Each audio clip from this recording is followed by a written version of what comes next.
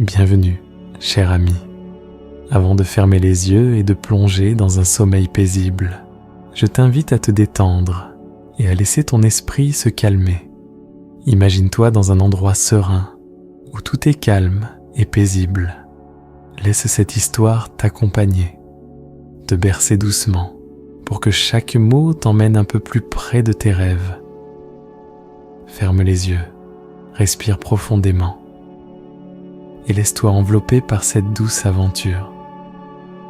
Tu es ici en sécurité, et tu n'as qu'à te laisser porter. Le fauteuil qui rend roi. Dans une petite ville nichée entre collines verdoyantes et vastes étendues de champs dorés, un antiquaire nommé Félix tenait un curieux magasin. La boutique, un ancien moulin reconverti, débordé d'objets étranges et fascinants. Chaque meuble, chaque bibelot semblait porter en lui une histoire oubliée.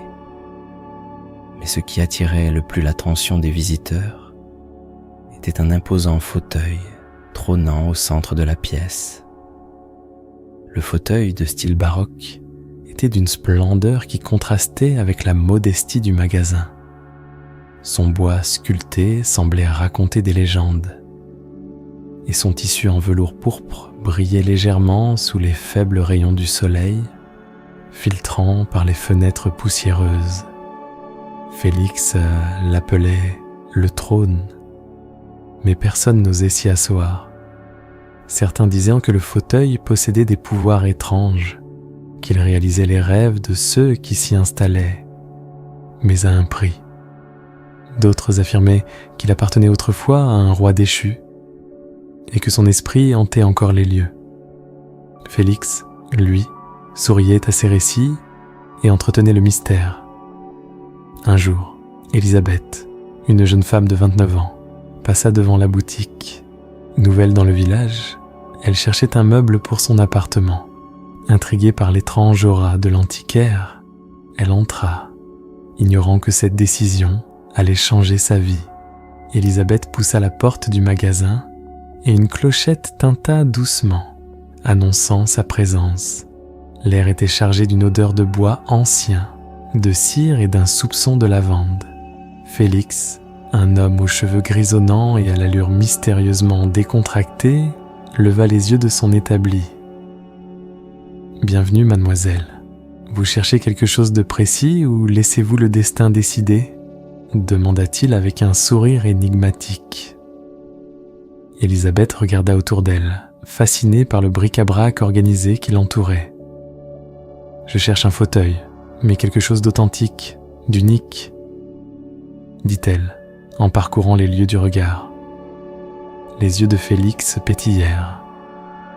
Il posa son carnet, s'essuya les mains sur un vieux torchon et lui fit signe de le suivre.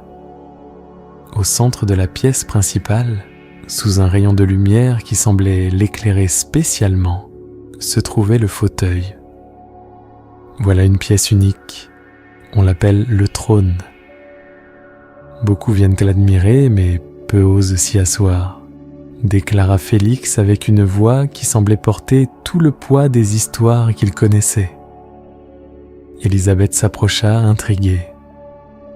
Le fauteuil était effectivement magnifique, presque irréel. Les motifs gravés dans le bois semblaient représenter des scènes de bataille, des couronnements et des symboles mystérieux qu'elle n'arrivait pas à déchiffrer. « Pourquoi personne ne s'y assoit ?» demanda-t-elle. Félix haussa les épaules, son sourire toujours présent. Certains disent qu'il exauce des vœux. D'autres pensent qu'il porte une malédiction. Une chose est certaine, tous ceux qui s'y sont installés affirment que leur vie a changé, mais pas toujours comme ils l'espéraient. Elisabeth rit légèrement. « Vous voulez dire que c'est un fauteuil magique ? » « Je n'affirme rien, je raconte simplement ce que j'ai entendu, » répondit Félix en plissant les yeux. « Mais si vous êtes curieuse, pourquoi ne pas vous asseoir ?» Elle hésita, mais quelque chose dans le fauteuil semblait l'appeler. Elle tendit la main, effleura le velours, puis finit par s'installer doucement. Le fauteuil était incroyablement confortable, comme s'il avait été conçu pour épouser parfaitement son corps. À peine s'était-elle assise qu'Élisabeth sentit une étrange chaleur l'envelopper, et un léger frisson lui parcourut l'échine. Une voix douce, presque imperceptible, résonna dans son esprit. « Que désires-tu » Élisabeth se figea. Elle regarda Félix, mais il semblait concentré sur un vieux livre, comme s'il n'avait rien entendu. Elle fronça les sourcils. Était-ce son imagination ? « Que désires-tu » répéta la voix, plus insistante cette fois. Elle ferma les yeux, se laissant porter par l'étrangeté du moment. Elle pensa à sa vie, à ses rêves inachevés, à son envie de succès, à sa quête d'un sens plus profond. « Je veux une vie qui ait du sens », murmura-t-elle, presque inconsciemment. À cet instant, elle sentit le fauteuil vibrer légèrement sous elle. Les gravures semblaient qu'eux briller d'une lumière douce, presque imperceptible. Puis tout redevint calme. « Comment vous sentez-vous » demanda Félix en levant les yeux. Élisabeth ouvrit les siens, troublée mais étrangement apaisée. « Je ne sais pas. Différent, peut-être. » Félix hocha la tête, comme s'il s'attendait à cette réponse. « Le fauteuil vous a accepté, » murmura-t-il. Dans les jours qui suivirent, Élisabeth remarqua des changements subtils dans sa vie. Les opportunités semblaient surgir de nulle part.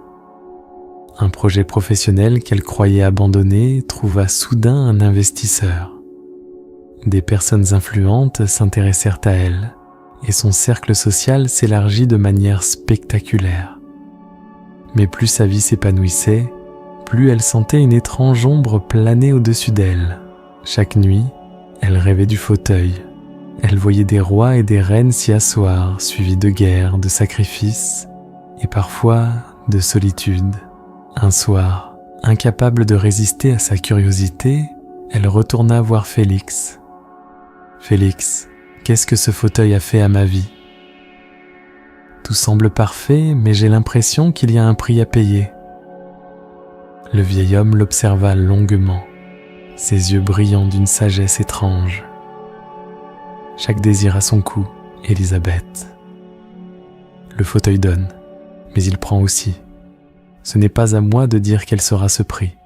Vous seul pouvez le découvrir. » Les semaines passèrent, et la vie d'Élisabeth continua de s'améliorer. Son projet professionnel devint un succès retentissant. Elle fut invitée à des conférences, où elle brillait par son éloquence et son assurance nouvellement acquise. Les médias locaux commençaient à parler d'elle comme d'une étoile montante. Mais dans l'ombre de cette réussite, des sacrifices insidieux s'opéraient. Tout d'abord, elle remarqua qu'elle se sentait souvent seule, malgré le tourbillon de son nouveau mode de vie. Ses amis d'autrefois ne semblaient ne plus comprendre la personne qu'elle était devenue. Ils la trouvaient changée, et certains s'éloignèrent peu à peu. Élisabeth, quant à elle, se sentait de plus en plus détachée de ses anciennes attaches, comme si une partie d'elle-même s'effaçait. Ensuite, sa santé commença à lui jouer des tours. Rien de grave au début. Une fatigue persistante, des migraines inexpliquées, des nuits sans sommeil où elle voyait dans ses rêves le fauteuil entouré d'ombres mouvantes. Ces rêves devenaient si récurrents qu'elle finit par craindre l'obscurité. Un soir, après une journée particulièrement éprouvante, elle trouva sur son bureau un billet étrange. L'écriture fine et inclinée n'était pas la sienne, et elle n'avait aucune idée de qui aurait pu le déposer. « Tu récoltes ce que tu sèmes. Viens, si tu veux comprendre. » Elle serra le billet entre ses doigts, son cœur battant à tout rompre. C'était une invitation implicite à retourner voir Félix et son fauteuil. Élisabeth arriva à la boutique sous une pluie battante, ses cheveux collants à son visage malgré son parapluie. Félix l'attendait, comme s'il savait qu'elle viendrait. « Vous avez vu le billet ?» demanda-t-elle en entrant, ses yeux brillants d'inquiétude. Félix hocha lentement la tête. « Oui. Le fauteuil a un moyen de rappeler ce qui l'a marqué. Vous êtes prête à entendre la vérité ?» Élisabeth hésita. Elle n'était pas sûre de ce qu'elle cherchait, mais elle savait qu'elle ne pouvait plus continuer ainsi, tiraillée entre un succès éclatant et une vie qui lui échappait. « Dites-moi tout, » répondit-elle enfin. Félix l'invita à s'asseoir, mais pas dans le fauteuil. Il lui servit une tasse de thé chaud, puis se mit à parler. Le fauteuil a été créé il y a des siècles par un artisan qui voulait fabriquer une œuvre capable de transcender le temps. Mais cet artisan avait un secret. Il était obsédé par le pouvoir et la gloire. Lorsqu'il sculpta le fauteuil, il y insuffla une partie de son essence, un fragment de son âme, pour que l'objet puisse exaucer les plus grands rêves de ceux qui s'y assiéraient. Mais comme tout ce qui touche à la magie, il y avait une contrepartie. Le fauteuil, en réalisant les désirs des gens, puisait en eux quelque chose de précieux. Leur énergie, leur humanité, ou ce qu'ils chérissaient le plus. Félix fit une pause, ses yeux fixant Élisabeth avec gravité. « Vous avez demandé une vie qui ait du sens. Le fauteuil vous l'a donné. Mais en retour, il prend votre lien avec les choses simples, vos amis, votre santé, votre paix intérieure. » Élisabeth sentit un frisson glacial lui parcourir l'échine. Mais est-ce irréversible ? Félix hocha lentement la tête. Chaque décision peut être renégociée, mais cela nécessite un choix difficile. Le fauteuil n'est pas clément, il vous mettra à l'épreuve. Cette nuit-là, Élisabeth ne put fermer l'œil. La perspective de perdre encore plus la hantait. Finalement, au petit matin, elle prit une décision.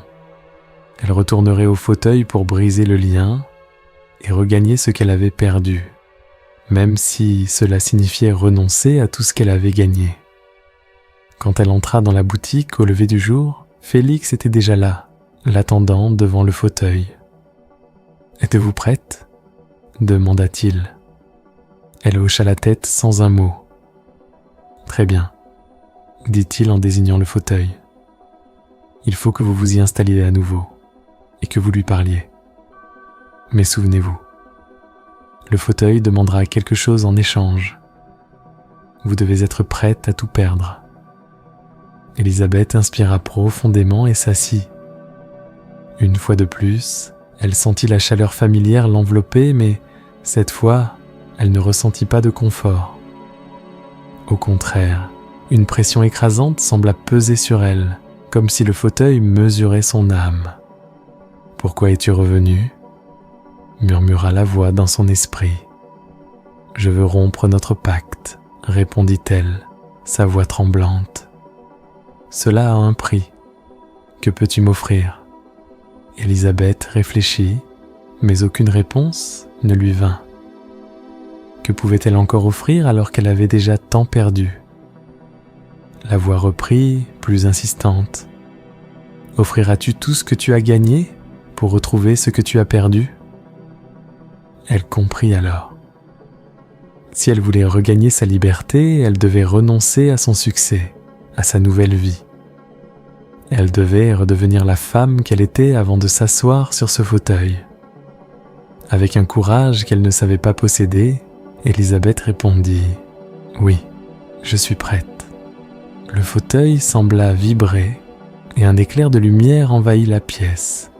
Lorsqu'Élisabeth rouvrit les yeux, elle se retrouva dans son petit appartement, comme si rien de tout cela ne s'était jamais produit. Plus de gloire, plus de richesse. Mais cette fois, elle ressentait une paix qu'elle n'avait pas connue depuis longtemps. Elle regarda autour d'elle et remarqua un détail qui la fit sourire. Sur son bureau, une photo d'elle, entourée de ses amis, reprises avant que tout commence. Pour la première fois depuis des mois, elle sentit une larme de soulagement rouler sur sa joue. Le fauteuil avait tenu parole. Elle avait retrouvé ce qu'elle avait perdu. Elisabeth ne pouvait pas simplement tourner la page après tout ce qu'elle avait vécu. Le fauteuil continuait de la hanter, pas seulement à travers ses rêves, mais aussi dans les moindres recoins de ses pensées. Elle voulait comprendre, découvrir d'où venait cet objet étrange et pourquoi il semblait capable de bouleverser des vies. Un jour, elle décida de retourner voir Félix, mais cette fois, elle avait une demande claire. « Je veux savoir d'où vient ce fauteuil.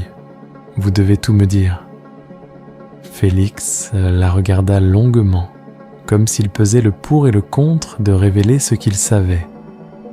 Finalement, il soupira et se dirigea vers une étagère située dans un coin sombre de la boutique.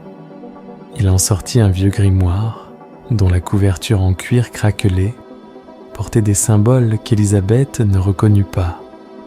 Il posa le livre sur le comptoir et l'ouvrit à une page précise. « Ce fauteuil a une histoire longue et complexe, mademoiselle Elisabeth, » commença Félix en tapotant doucement les pages jaunies.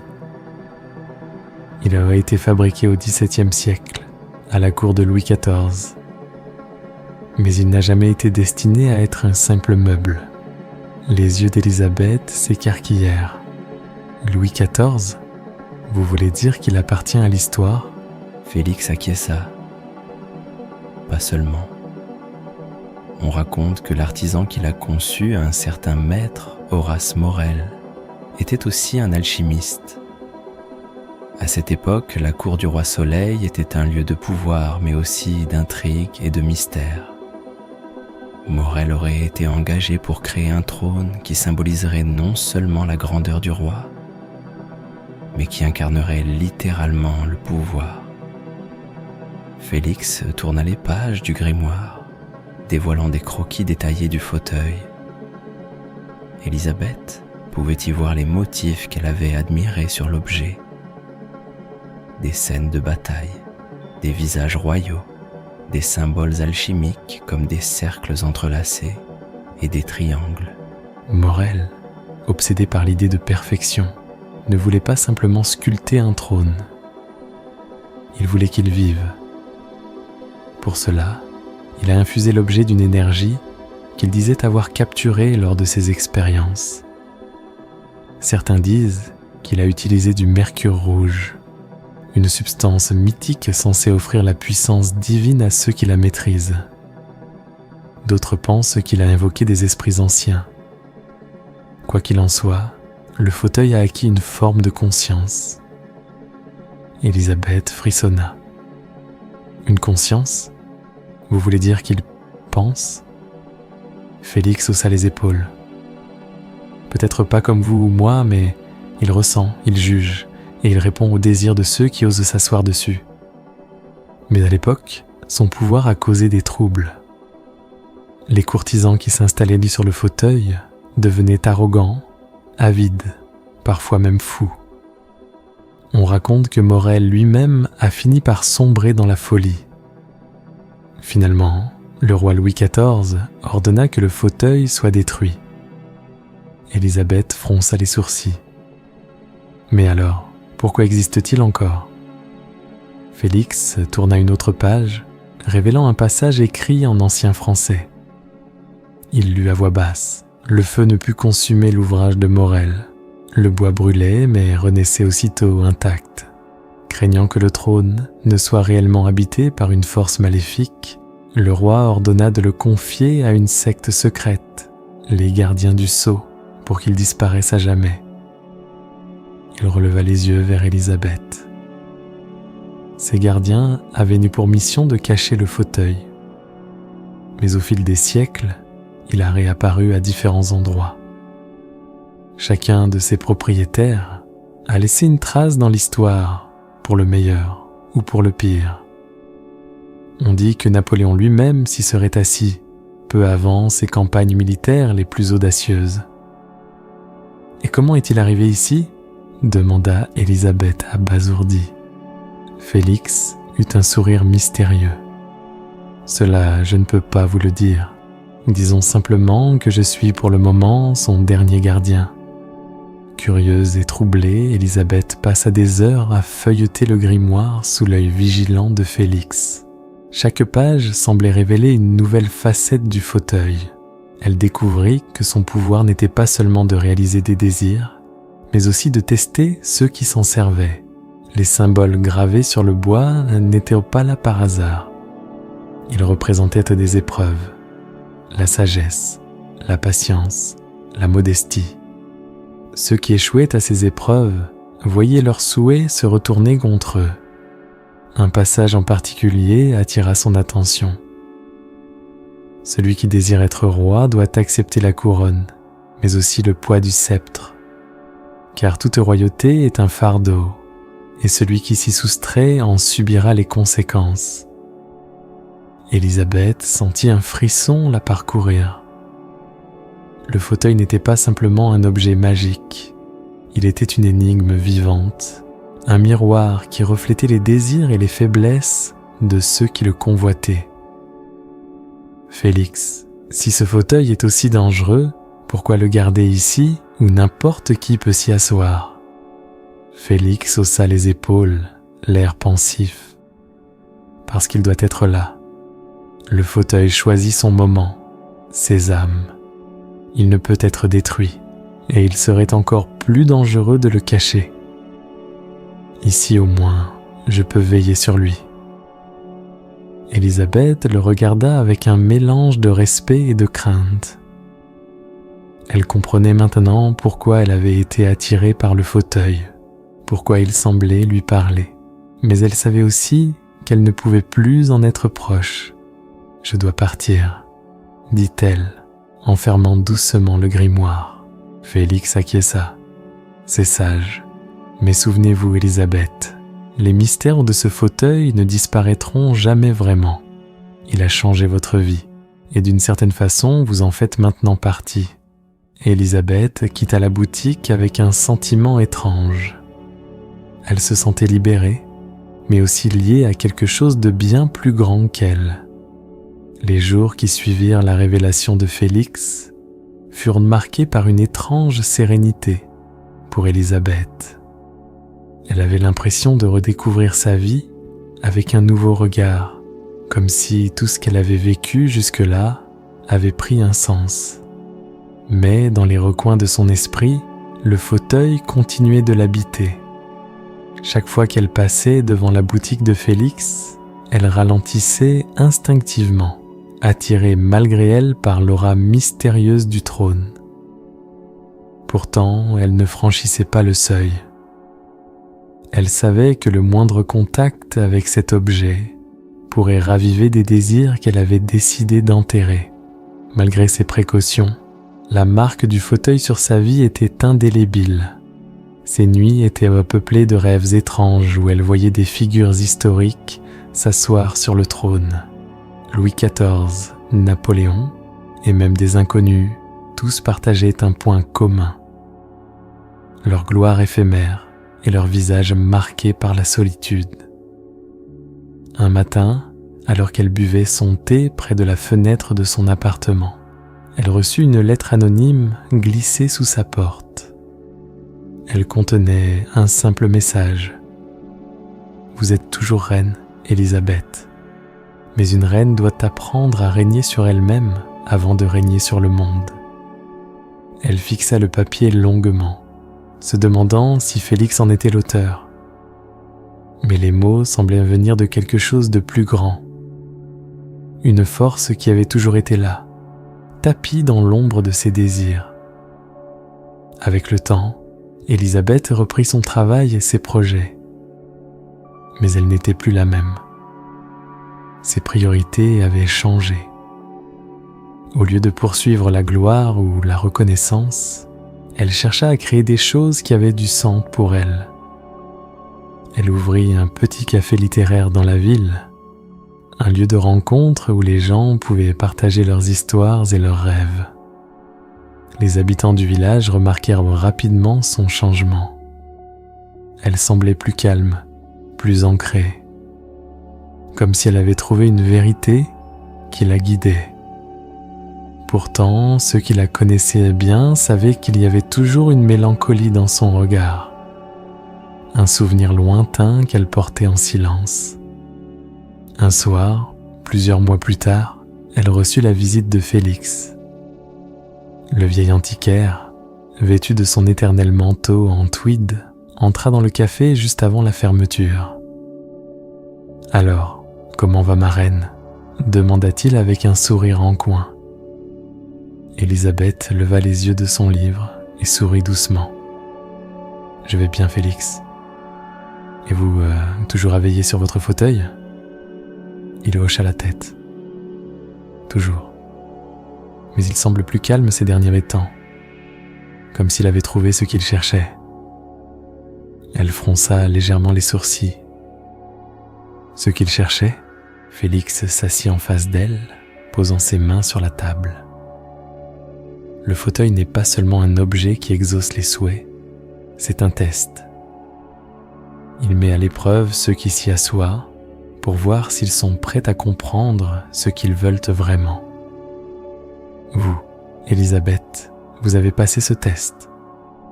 Vous avez appris à renoncer à vos désirs superficiels pour découvrir ce qui a vraiment de la valeur.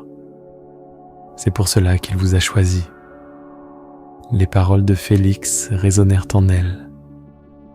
Était-ce là la vraie raison de son lien avec le fauteuil ? Avait-elle été une sorte d'élu dans un cycle qui se répétait depuis des siècles ? En silence, elle contempla cette idée. Peut-être qu'elle ne saurait jamais la vérité complète. Mais une chose était certaine, le fauteuil avait changé sa vie. Et elle en sortait grandie.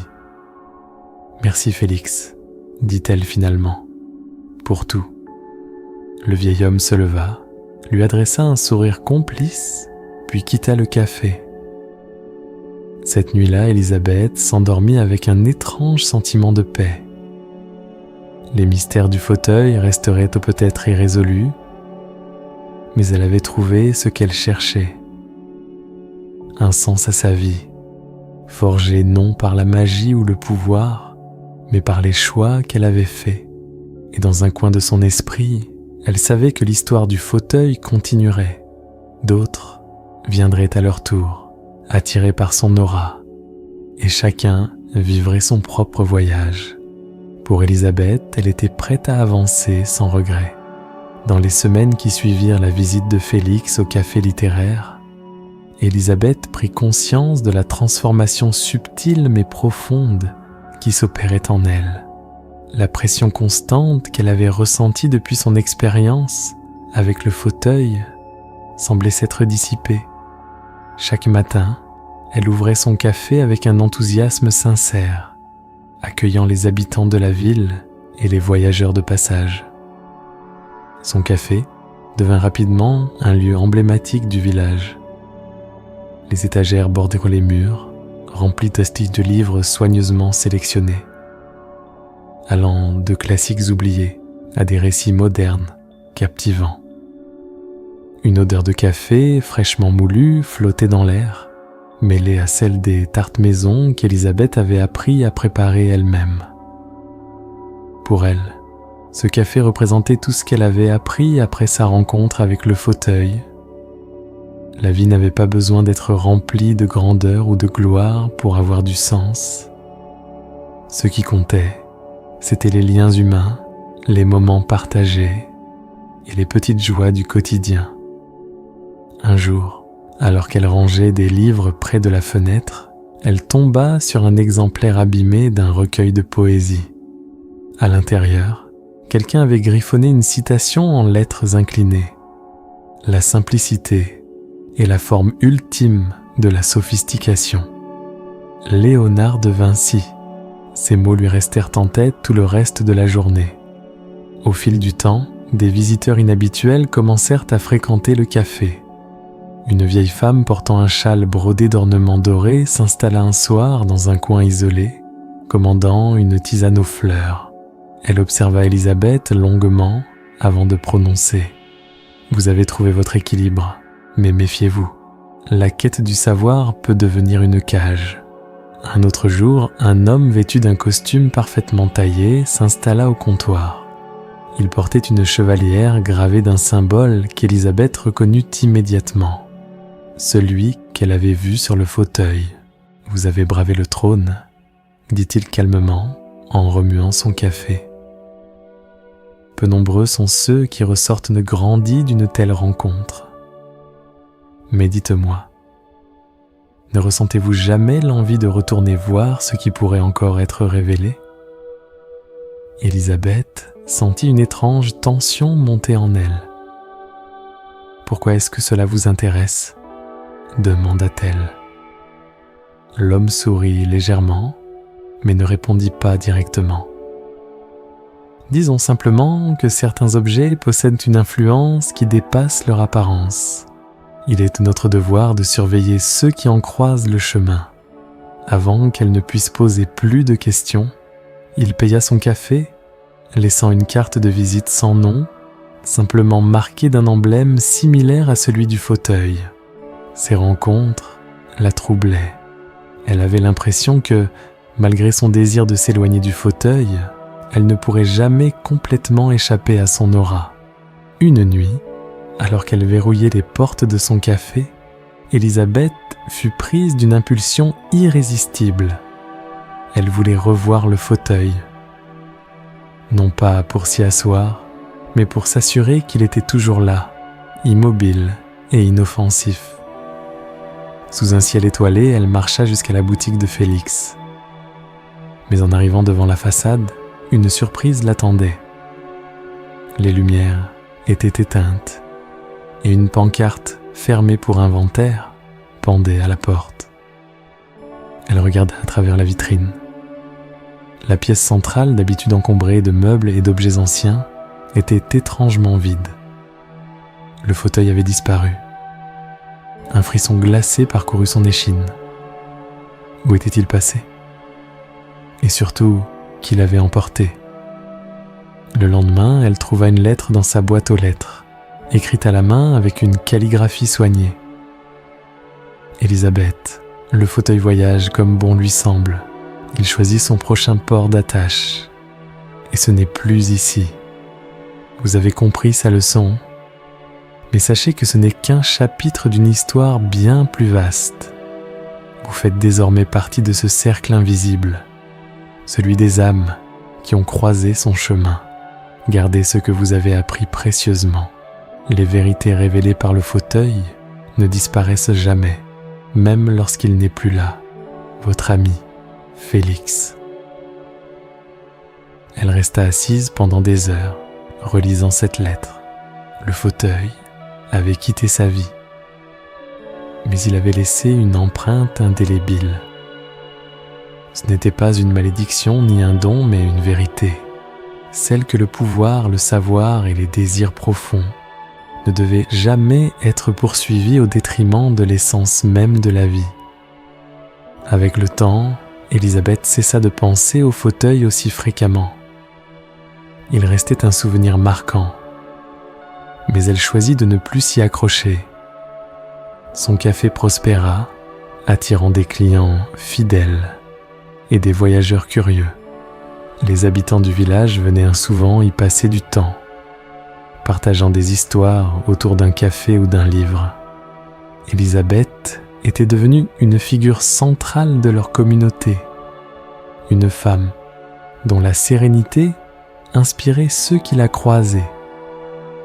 Un jour, alors qu'elle refermait un livre dans la lumière dorée du crépuscule, elle murmura doucement : « Peut-être que je n'étais pas faite pour être reine, mais je suis fière d'être gardienne de ma propre vie. » Et pour la première fois depuis longtemps, elle sentit un véritable apaisement, comme si un chapitre s'était enfin refermé, laissant place à une histoire qu'elle écrirait elle-même.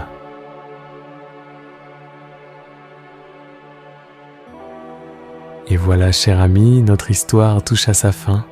Si tu es encore éveillé, je t'invite à t'endormir tranquillement, en sachant que chaque nuit peut être remplie de doux rêves. Si cette histoire t'a apaisé, N'hésite pas à t'abonner à la chaîne et à aimer la vidéo. Ainsi, tu pourras découvrir encore plus de récits apaisants, créés spécialement pour toi. Reviens quand tu le souhaites, je serai là pour te guider dans ton voyage vers le sommeil. Bonne nuit et à très bientôt.